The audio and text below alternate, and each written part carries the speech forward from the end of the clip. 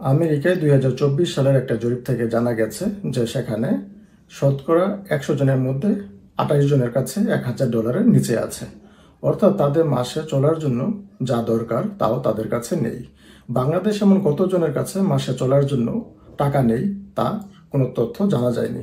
তবে আমরা মাঝে মধ্যেই শুনে থাকি যে মাসের শেষের দিকে হাত প্রায় ফাঁকা হয়ে গেছে, এখন চলার জন্য যে টাকা দরকার তা নেই।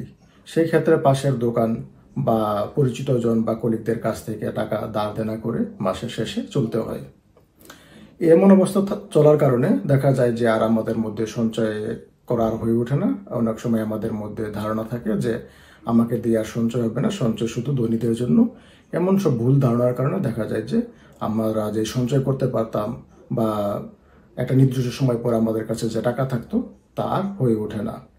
আজকে আমরা এখানে 5টা ভুল ধারণা নিয়ে সঞ্চয় বা বিনিয়োগ সম্পর্কে 5টা ভুল ধারণা নিয়ে আলোচনা করব এবং এই ভুল ধারণাগুলো আপনি যদি বাদ দিতে পারেন তাহলে দেখা যাবে যে একটা নির্দিষ্ট সময় পরে আপনার কাছে ভালো একটা অ্যামাউন্ট থাকবে। তাহলে চলুন জেনে নেই।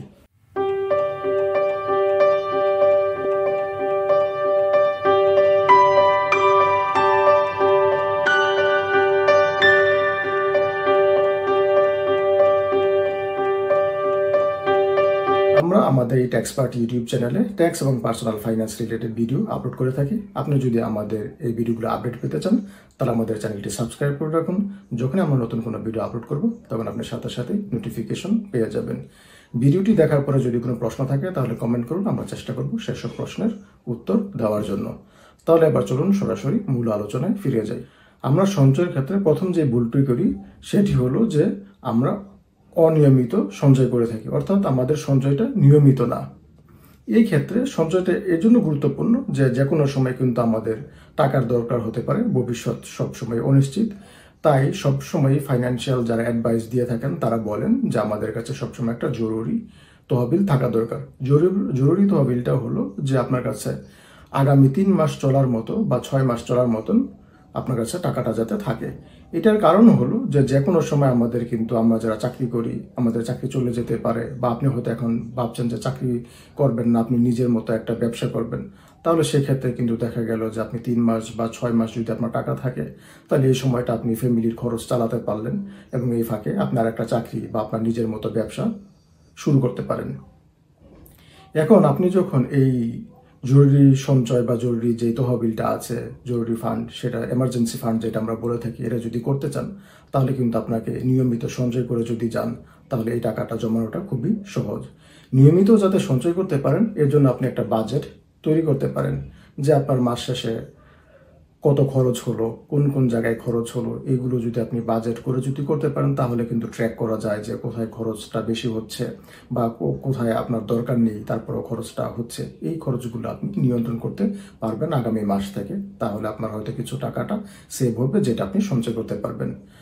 আরেকটা বিষয় হলো যে আপনি নিয়মিত সঞ্চয় করার জন্য সবচেয়ে উপযোগী মাধ্যম হলো স্বয়ংক্রিয়ভাবে আপনি সঞ্চয়ের টা শুরু করতে পারেন। যেমন আপনার যেই ব্যাংকে স্যালারি যায় বা যেই ব্যাংকে আপনার ব্যবসা থেকে টাকাটা জমা হয় ওই ব্যাংকের সাথে যদি আপনি ডিপিএস করেন বা অন্য যে কোনো সঞ্চয় যদি করেন ওটাকে যদি লিঙ্ক করে দেন তাহলে মাস শেষে কিন্তু স্বয়ংক্রিয়ভাবে সেখানে টাকাটা জমা হয়ে যাবে। আপনার প্রতি মাসে টাকা জমতে থাকলো, আপনাকে আর প্রতি মাসে মাসে গিয়ে আলাদা করে টাকাটা সেভ করে রাখতে হবে না বা আপনাকে গিয়ে জমা দিতে হবে না, মাস শেষে ওই টাকাটা চলে গেল। এমনও হতে পারে যে আপনি হয়তো ভাবছেন যে প্রতি মাসে তো টান থাকে তাহলে কিভাবে জমাবো। এখন এই ক্ষেত্রে আমার পরামর্শ হলো যে আপনি অন্তত 500 টাকা দিয়ে শুরু করুন। আপনার ব্যাংক থেকে ওই টাকাটা স্বয়ংক্রিয়ভাবে ডিপিএসে বা অন্য যে কোনো জায়গায় জমা হয়ে থাকলে এই 500 টাকাতে দেখা যাবে যে মাস শেষে হয়তো আপনার অতটা টান পড়বে না, হয়তো আপনি সঞ্চয়টা শুরু করতে পারলেন, সঞ্চয় অভ্যাসটা শুরু হলো। দ্বিতীয় যে ভুলটা আমরা করে থাকি সেটা হলো যে আমরা ঋণ ব্যবস্থাপনার ক্ষেত্রে আমাদের মাঝে মধ্যেই আমরা ভুল করে থাকি। এই ক্ষেত্রে দেখা যায় যে যেমন আমরা যদি একটু আগে যেটা বলেছি যে ইমার্জেন্সি ফান্ড, আমাদের যদি টাকা না থাকে তাহলে হঠাৎ করে দেখা গেল যে বাসার কোনো দরকারি কাজে আমাদের এখন টাকার দরকার। সেই ক্ষেত্রে আমরা পরিচিত জনদের কাছ থেকে যদি ধার দেনা করতে না পারি তাহলে কিন্তু আমরা যাদের কাছ থেকে টাকা নেওয়া যায় তারা কিন্তু উচ্চ হারে কিন্তু আপনার টাকা ধার দিয়ে থাকে।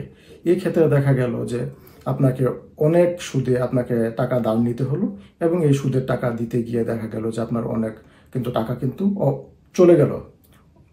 তো এই ক্ষেত্রে আপনি যদি সঞ্চয় করতে পারেন তাহলে একদিকে যেমন আপনার এই যে হঠাৎ করে ঋণ নেওয়া লাগলো না, আপনি ঋণ থেকে মুক্ত থাকলেন।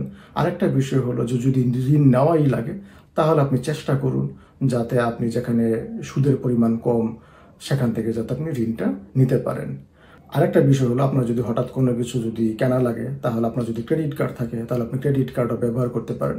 এই ক্ষেত্রে দেখা যায় যে ক্রেডিট কার্ডের সাথে কিছু কিছু প্রতিষ্ঠানের সাথে কিন্তু কর্পোরেট যেই এগ্রিমেন্ট থাকে, কন্ট্রাক্ট থাকে, সেখানে ইন্টারেস্ট ফ্রি আপনি 3 মাস বা 6 মাসের জন্য কিন্তু ওই এই প্রোডাক্ট বা জিনিসটা কিন্তু কিনতে পারেন। এতে করে আপনাকে আর উচ্চ হারে সুদ দিতে হবে না। তবে ক্রেডিট কার্ডের ক্ষেত্রে আমাদের মধ্যে একটা প্রবণতা থাকে যে যেটা আমরা বলে থাকি যে এখন আমাকে পেমেন্ট করতে হচ্ছে না, তাই আমরা এই ক্রেডিট কার্ড যেহেতু লিমিট দেওয়া আছে আমরা ব্যয় হিসাবে খরচ করে থাকি। এই ক্ষেত্রে আপনি এই ব্যয় হিসাবে খরচ বা অনিয়মিত যে খরচগুলো এইগুলো করা থেকে বিরত থাকুন এবং চেষ্টা করুন যখন মাস শেষে ক্রেডিট কার্ডের বিল আসবে নির্দিষ্ট সময়ের মধ্যে পেমেন্ট করে দিতে। কারণ আপনি যদি নির্দিষ্ট সময়ের মধ্যে যদি পেমেন্ট না করেন বিলটা, তাহলে কিন্তু পরের মাসে দেখবেন যে যেটা আউটস্ট্যান্ডিং থেকে গেল এটার উপরে কিন্তু উচ্চ হারে কিন্তু সুদ চলে আসবে। তাই চেষ্টা করুন যাতে নিয়মিত আপনি ওই লিমিটের মধ্যে যাতে পেমেন্টটা করে দিতে পারেন। তৃতীয় ভুলটা হলো যে আমরা প্রতারণার ফাঁদে পড়ে থাকি। অনেক সময় দেখা যায় যে আমরা শুনে থাকি যে এখানে যদি টাকা রাখা হয় তাহলে উচ্চ হারে মুনাফা পাওয়া যায়, এবং আপনার আশেপাশে যারা আছেন তারাও দেখা গেছে যে ওখানে টাকা রেখেছেন এবং তারা অনেক টাকা পাচ্ছেন। আপনিও সেটা শুনে আপনিও রেখেছেন, কিন্তু দেখা গেল যে হ্যাঁ কয়েক মাস হয়তো আপনিও পেয়েছেন, কিন্তু তারপরে দেখা গেল যে হঠাৎ করে ওই কোম্পানি আর নাই বা যাকে আপনি টাকা দিয়েছিলেন তিনি আর নাই। এই ধরনের অহরহ ঘটনা আমরা প্রায় পত্রিকাতে বা মিডিয়াতে আমরা শুনে থাকি যে পরের দিন গিয়ে দেখা গেল যে সকালবেলা গিয়ে দেখা গেল যে ওই কোম্পানি আর নাই, যাদেরকে টাকা দিয়েছিলেন তারা উধাও। আপনি যে কষ্ট করে সঞ্চয় করেছেন এই সঞ্চয়ের টাকা আসল তো পেলেনি না, মুনাফা তো পেলেনি না, সবই চলে গেল, এই কষ্টের টাকা সব নিয়ে উধাও হয়ে গেল। তাই যাদেরকে চিনেন না, জানেন না বা হঠাৎ করে আপনি শুনেছেন তাদের কাছে মানুষের দেখা দেখি বা আপনার পরিচিত জনদের দেখা দেখি এই ধরনের ফাঁদে পা দিবেন না। আপনার যেখানে সঞ্চয় টাকাটা বিনিয়োগ করতে চান তাদেরকে চিনেন কিনা, তারা কত বছর ধরে বিজনেস করছে, তাদের মার্কেটে গুডউইল কেমন, এই বিষয়গুলো চিন্তা করে তারপরে সঞ্চয়টা করুন এবং আপনার সঞ্চয়ের টাকা সেখানে বিনিয়োগ করুন। চতুর্থ যে ভুলটা সেটা হলো যে আমরা অনেক সময় অতিরিক্ত দরকারের ছাড়া আমরা অতিরিক্ত অনেক খরচ করে থাকি এবং আবেগপ্রবণ হয়ে আমরা কিন্তু খরচ করে থাকি। যেমন এই ক্ষেত্রে হতে পারে যে আপনি অতিরিক্ত খরচ বা আবেগপ্রবণ যে খরচগুলো আছে, যেটা হয় যে আপনার একটা ব্র্যান্ডের প্রতি হয়তো খুবই দুর্বলতা আছে, এই ব্র্যান্ডের কোনো পোশাক বা কোনো আপনার যদি প্রোডাক্ট আসে তাহলে আপনি কেনার চেষ্টা করেন। আপনি ভেবে দেখুন যে এটা আসলে কেনাটা ঠিক কিনা বা আপনার কতটুকু দরকারে পড়বে সেটা ভেবে তারপরে খরচ করুন। তবে এই ক্ষেত্রে আরেকটা বিষয় হলো যে আপনি লিস্ট করে কিন্তু খরচ করতে পারেন। যেমন কয়েক মাস আগে আমার যেটা ব্যক্তিগত আমার ধারণা হয়েছে, যেটা আমি লক্ষ্য করেছি যে আমি প্রায় সপ্তাহে 2-3 দিন আমি বাজার করতে যেতাম। তো বাজার করতে গেলে দেখা যায় যে হঠাৎ করে একটা সামনে ভালো একটা ফ্রুটস দেখা পড়লো বা জুস পড়লো বা যে কোনো একটা ভালো একটা কোনো আইটেম পড়লো, সেটা দেখা গেলো যে আমার কিনতে ইচ্ছা হলো, আমি কিনে নিয়ে আসলাম। এবং যতবারই আমি বাজারে গিয়েছি ততবারই দেখা গেছে যে যেটা আমার দরকার না, আমি হয়তো গিয়েছি, আমার দেখে ভালো লেগেছে, আমি এটা কিনেছি। এতে করে আমি কয়েক মাস পরে দেখলাম যে কয়েক মাসে আমার যে নির্ধারিত যে বাজেট আছে এই বাজেটের থেকে দেখা গেল যে আমার খরচের পরিমাণ বেড়ে গেছে। এরপর আমি যেটা সিদ্ধান্ত নিয়েছি যে এখন থেকে আমি সপ্তাহে 1 দিন বাজার করব এবং যেটা যেটা আমার লাগবে আমি আগের থেকে বাসা থেকে আমি লিস্ট করে যাই এবং এই লিস্ট দেখে দেখে কিন্তু আমি বাজার করি। এতে করে দেখা গেছে যে আমার গত মাসে আমার খরচ কম হয়েছে এবং আমি চিন্তা করেছি যে এখন থেকে আমি এটাই করবো এবং মাসে আমি 4 দিন বাজার করব, সাপ্তাহিক হিসেবে বাজার করব। তাতে করে আমার কিন্তু দেখা যাবে যে অতিরিক্ত খরচ কমে গেল।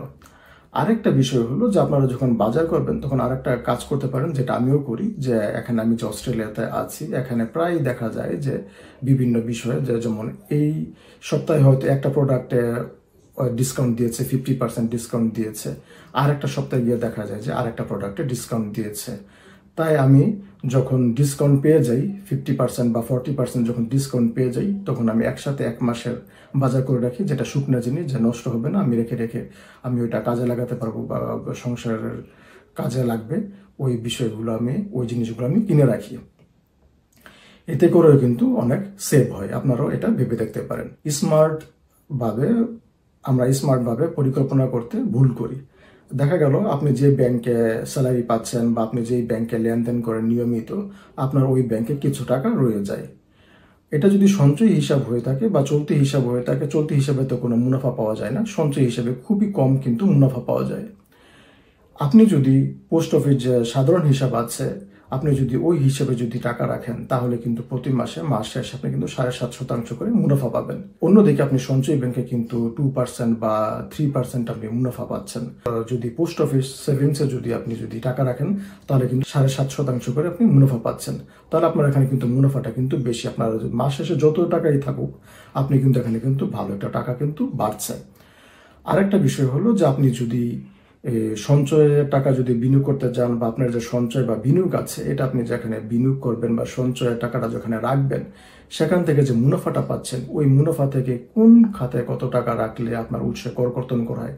আমরা যত টাকাই আপনার সঞ্চয় করি না কেন, বিনিয়োগ করি না কেন, আপনার যেখানেই টাকা রাখি, সেখান থেকে কিন্তু উৎসে মুনাফা দেওয়ার সময় কিন্তু উৎসে কর কর্তন করে রাখা হয়। আপনি ভেবে দেখুন যে কোন জায়গায় আপনি টাকা রাখলে যেখান থেকে যে মুনাফা পাচ্ছেন, সেখান থেকে কত টাকা উৎসে কর কর্তন করা হবে। যেখানে করের পরিমাণ কম, সেখানে আপনি মুনাফা করুন, কারণ করের কারণে কিন্তু আপনার মুনাফাটা কমে যাচ্ছে। তাই আপনি ট্যাক্সকে কিন্তু অত্যন্ত গুরুত্ব দিয়ে বিবেচনা করবেন প্রত্যেকটা সঞ্চয় এবং বিনিয়োগের ক্ষেত্রে।